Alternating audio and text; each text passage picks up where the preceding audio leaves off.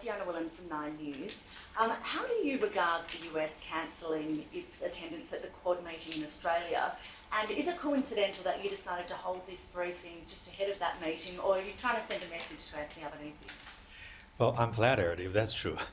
The thing is, I have no, I'm not going to comment on the hosting of a Quad in Australia, and I'm not going to comment on President Biden's cancel of his trip to PNG in Australia.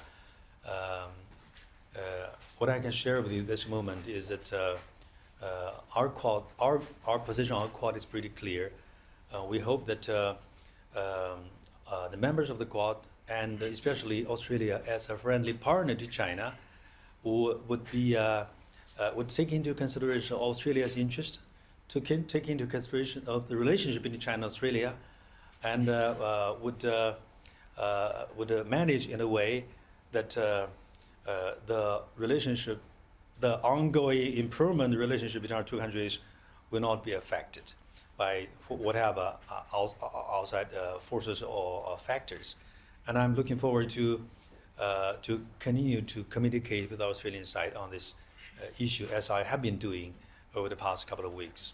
On the Pacific Island Forum, given the centrality of the PID and the members are saying that any security agreement should come through the body, do you regret how the security pact with the Solomon Islands was handled, and can you rule out any security treaty push, such as through the Melanesian Spearhead group, outside of that forum? Well, on the Pacific Island and in Solomon specifically, allow me to say this: the China's relation with the Pacific Island countries is just like our relation with many other countries or country groups in other parts of the region, African countries, European countries, South Asian countries, Latin American countries.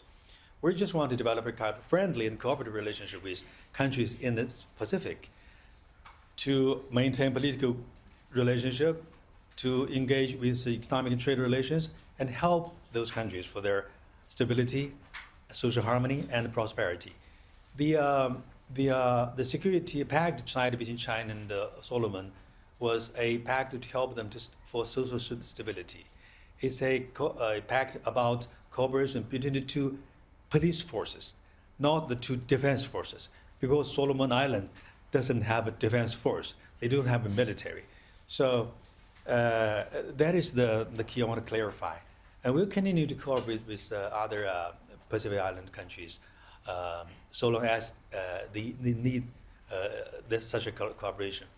And we also respect Australia's role. It's the biggest country in this region, and you have traditional ties with so many countries in the Pacific Island countries.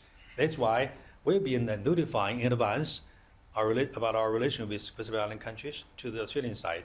We have been briefing the Australian side through diplomatic channels of our relationship periodically.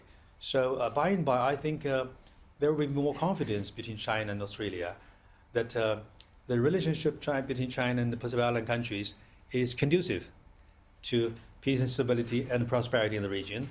It's complementary between China's efforts and Australia's efforts in this region.